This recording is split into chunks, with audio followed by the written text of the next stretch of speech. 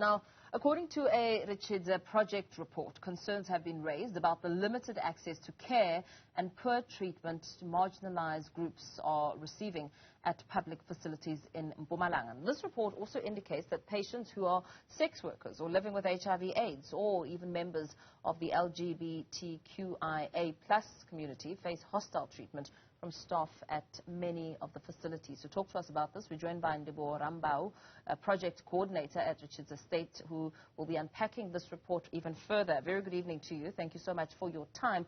Some really shocking revelations. What exactly has your report uncovered? I mean, we've seen, as I listed in the intro, the different groups and how that treatment is received. What else have you uncovered? Right, so good evening and thank you so much for having us.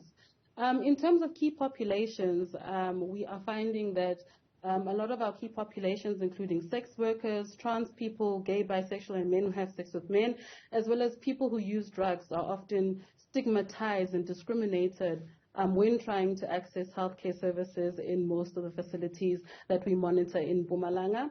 Over the past week, we had 2 accountability meetings where key pops came out to say, look, as a gay man, I go to the facility and I'm told that, you shouldn't be having anal sex, therefore I will not give you any kind of service.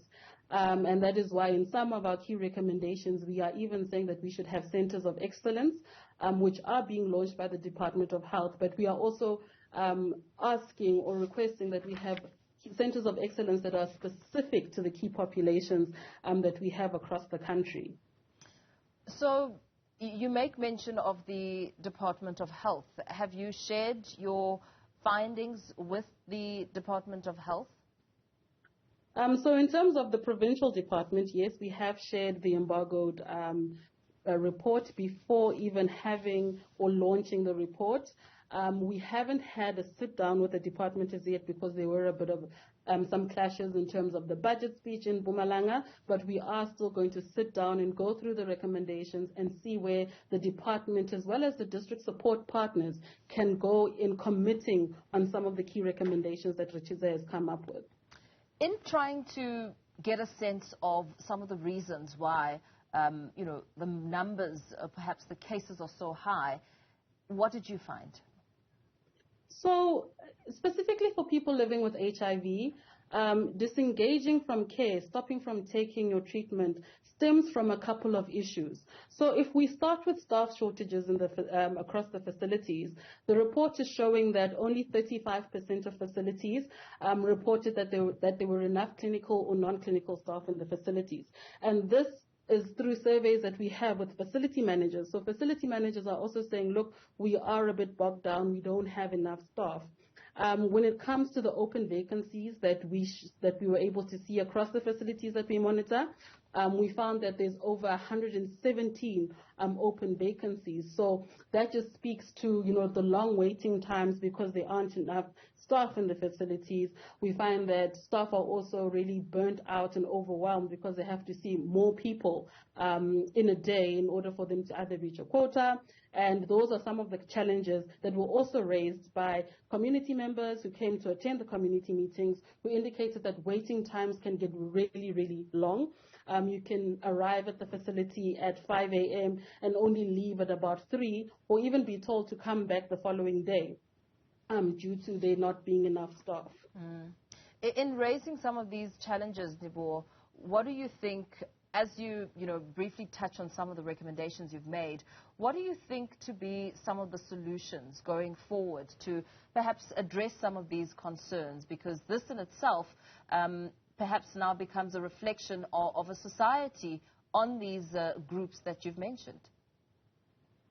So there are a number of recommendations that we have come up with as Ritshidze according to the different indicators or issues that we've raised.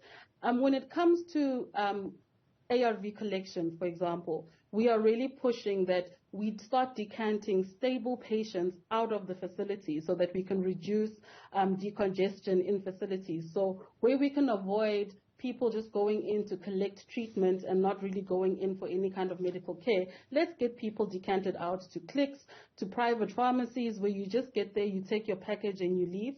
And if you are going to the clinic, you're either going for your yearly checkup or you're going because you're genuinely feeling unwell. And that we actually extend pickup points in communities, because over 40% of people living with HIV reported that they would like to collect their treatment closer to home. And very lastly, as you interacted with some of these people who are being treated like this, what did you find to be the overall perception? Are you finding that perhaps this is encouraging people to perhaps be on their ARV medication, discouraging them from doing so? What was some of your findings? So the ill treatment is that in most instances is what makes people to disengage from care. But we also just need to note that the Ritshidze data collection is done in facilities. So in most instances, we do speak to people who are still collecting their treatment.